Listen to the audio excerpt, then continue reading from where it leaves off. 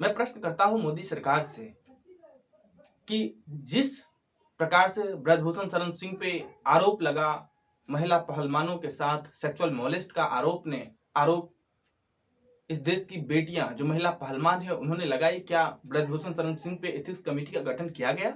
वो भी संसद सदस्य हैं, उन पे भी एथिक्स कमेटी बैठना चाहिए था कि आखिर इस देश की जो महिला पहलवान है जिन्होंने राष्ट्रीय अंतर्राष्ट्रीय मंचों से इस देश के लिए मेडल जीत के लाई है, इस देश का मान सम्मान और गौरव बढ़ाई है,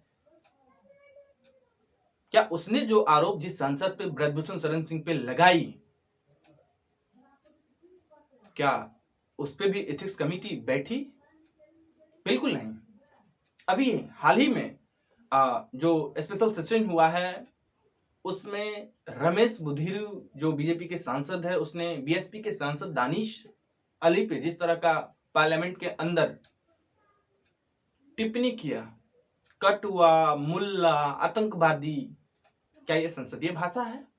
और इस पे एथिक्स कमेटी बैठी? नमस्कार, मेरा नाम रंजन यादव, मेरे इस यूट्यूब मंच पे आपका स्वागत है। दरअसल दोस्तों, आज हम बात करेंगे महुआ मोइत्रा के बारे में। ये लगातार अक्सर 10 दिनों से चर्चा में ये मुद्दा है, महुआ मोइत्रा चर्चा में है और उसकी वजह हम सब जानते हैं कि उन पे जो बीजेपी के सांसद हैं उन्होंने आरोप लगाया है कि महुआ मोइत्रा दर्शन हीरानंदानी जो रियल एस्टेट के बहुत बड़े बिजनेसमैन हैं, मुंबई हो, इंडिया हो या फिर दुबई हो, वहाँ उनका कारोबार फैला हुआ है, उनसे 2 करोड़ रुपया कैश लेकर के अडानी पे प्रश्न पूछिए। कुल मिला के अडानी पे प्रश्न पूछने के लिए दर्शन हीरानंदानी ने महुआ मोइत्रा को 2 करोड़ रुपया दिया है लोकसभा में सवाल पूछने के लिए।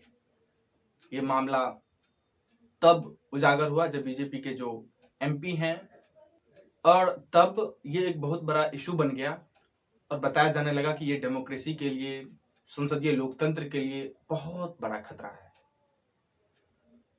और इस पे अलग अलग राय, अलग अलग सबने अपनी अपनी स्पष्टीकरण दी। दर्शन हीरानंदानी जो हैं उन्होंने भी अपनी तरफ से एफिडेविट भेजा। दूसरी तरफ जो महुआ मोइत्रा के दोस्त थे, पहले जो दोस्त हैं जो सुप्रीम कोर्ट के वकील हैं, उन्होंने भी अपनी दलीलें पेश की। बट जो कुल मिला के जो इशू बना वो 2 मुद्दा बना कि 2 तरीके से संसदीय लोकतंत्र को महुआ मोइत्रा ने कलंकित किया है। वो 2 क्या है? पहला तो 2 करोड़ रुपया लेकर के उन्होंने अडानी से प्रश्न पूछा, मतलब कैश फॉर क्वेरी का ये मामला आया पहला। और दूसरा जो मामला है कि उन्होंने अपनी जो ईमेल आईडी और पासवर्ड है वो दुबई में अपने मित्र दर्शन हीरानंदानी को दिया था और वहां से तकरीबन 47 बार लॉगिन किया गया उस ईमेल पासवर्ड को, जो हर सांसद को अलग अलग मिला होता है पार्लियामेंट में प्रश्न पूछने के लिए। ये 2 मेन इशू थे। इस पे महुआ मोइत्रा ने अपनी स्पष्टीकरण भी दी कि हमने पैसा नहीं लिया है, गिफ्ट उन्होंने हमें दिया है एज अ दोस्त के तौर पे, पर यदि किसी ने कहा है कि हमने कैश दिया है 2 करोड़ रुपया तो प्लीज वो साबित करे। मैं मान जाऊंगा यदि कोई साबित करता है तो। किसी ने साबित नहीं किया और हम सब जानते हैं कि बीजेपी इन सब मामलों में कितना एक्टिव होती है। बीजेपी की सरकार है और वो तुरंत एथिक्स कमेटी का गठन कर दिया। ये मामला कुल मिला के बना दिया गया कि ये संसद के विशेषाधिकार जो है, संसद के जो प्रिविलेज हैं पार्लियामेंट के, उसको बीच करने का प्रयास किया गया, उसको तोड़ने का प्रयास किया गया। और इस पे एथिक्स कमेटी का जो निर्णय होगा उस पे लोकसभा का जो स्पीकर है वो निर्णय करेगा कि आखिर महुआ मोइत्रा की सदस्यता रद्द की जाए या फिर उसे कंटिन्यू किया जाए। और वही हुआ, एथिक्स कमेटी का गठन हुआ और एथिक्स कमेटी की पहली बैठक 2 नवंबर को थी और उसमें महुआ मोइत्रा प्रेजेंट हुई। उस कमेटी में कुल मिला के बीजेपी के जो विधायक हैं उनके सदस्यों का बहुमत है। महुआ मोइत्रा ने जो आरोप लगाए उस कमेटी से निकलते हुए, उनके जो तेवर थे, उन्होंने कहा कि इस कमेटी के लोगों ने, इस कमेटी के जो अध्यक्ष है, उन्होंने मेरा चरित्र हनन किया है। अनइथिकल क्वेश्चन पूछा जा रहा है। जाहिर सी बात है, प्रश्न ये उठना भी चाहिए, क्योंकि जो 2 आरोप हमने पहले आपको बताया कि 2 आरोप महुआ मोइत्रा पे लगे हैं। पहला कि कैश फॉर क्वेरी, और दूसरा ईमेल आईडी और पासवर्ड को दुबई में अपने दोस्त या किसी के माध्यम से भी लॉग इन लॉग आउट करवाना दुबई में। क्वेश्चन तो इसी के इर्द गिर्द होनी चाहिए थी ना। महुआ मोइत्रा के पर्सनल लाइफ से इथिक्स कमेटी के अध्यक्ष का क्या लेना देना है भाई? बड़ा प्रश्न है। दूसरा कि उनके निजी जीवन में क्या हो रहा है, वो कितनी बार दुबई गई, किन से कितना महंगा गिफ्ट ली, इससे एथिक्स कमेटी के अध्यक्ष का कोई मतलब तो नहीं होना चाहिए। पर जिस तरह से एथिक्स कमेटी के अध्यक्ष ने अपनी मर्यादा को तार तार किया है, ये भारतीय लोकतंत्र के लिए काला अध्याय लिखने जैसा है। महुआ मोइत्रा ने आरोप लगाए कि एथिक्स कमेटी का जो अध्यक्ष है, उन्होंने मेरे निजी जीवन से संबंधित प्रश्न पूछे हैं। उन्होंने कहा कि आप किससे बात करते हैं, कितनी बार दुबई गई हैं, किस तरह के गिफ्ट लेती हैं, किससे गिफ्ट लेती हैं, और भी पता नहीं बहुत सारे क्वेश्चन थे। मैं आपको ऑन कैमरा नहीं बता सकता हूं। आप सोच रहे हैं कि एक महिला सांसद को किस तरह से परेशान किया जा रहा है, वो इसलिए क्योंकि वो फायर ब्रिगेड के तौर पे संसद में अडानी पे सवाल लगातार पूछती रही हैं। मैं प्रश्न करता हूं मोदी सरकार से कि जिस प्रकार से ब्रजभूषण शरण सिंह पे आरोप लगा, महिला पहलवानों के साथ सेक्सुअल मोलेस्ट का आरोप इस देश की बेटियां जो महिला पहलवान है उन्होंने लगाई, क्या ब्रजभूषण शरण सिंह पे एथिक्स कमेटी का गठन किया गया? वो भी संसद सदस्य हैं, उन पे भी एथिक्स कमेटी बैठना चाहिए था कि आखिर इस देश की जो महिला पहलवान है, जिन्होंने राष्ट्रीय अंतर्राष्ट्रीय मंचों से इस देश के लिए मेडल जीत के लाई है, इस देश का मान सम्मान और गौरव बढ़ाई है, क्या उसने जो आरोप जिस सांसद पे ब्रजभूषण शरण सिंह पे लगाई,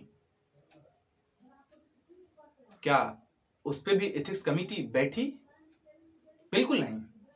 अभी हाल ही में जो स्पेशल सेशन हुआ है, उसमें रमेश बुधिरू जो बीजेपी के सांसद है, उसने बीएसपी के सांसद दानिश अली पे जिस तरह का पार्लियामेंट के अंदर टिप्पणी किया, कटुआ, मुल्ला, आतंकवादी, क्या ये संसदीय भाषा है?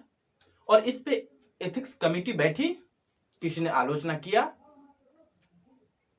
छिटपुट ऐसे लोग हैं जिन्होंने, राजनाथ सिंह हो या नितिन गडकरी हो, उन्होंने थोड़ी थोड़ी आलोचना तो की, पर क्या मोदी, अमित शाह, जेपी नड्डा जो बड़े बड़े आला कमान है, उन्होंने आलोचना किया? एथिक्स कमेटी बैठी? ये उदाहरण मैं इसलिए दे रहा हूं, ये आम लोग जाने चाल, चरित्र और चेहरा किस लेवल का है। वो दिखाता कुछ और है, कहता कुछ और है।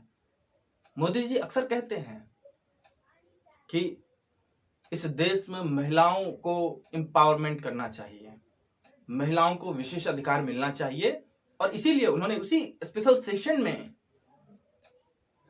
महिलाओं को 33% रिजर्वेशन महिला वंदन अधिनियम के माध्यम से दिया,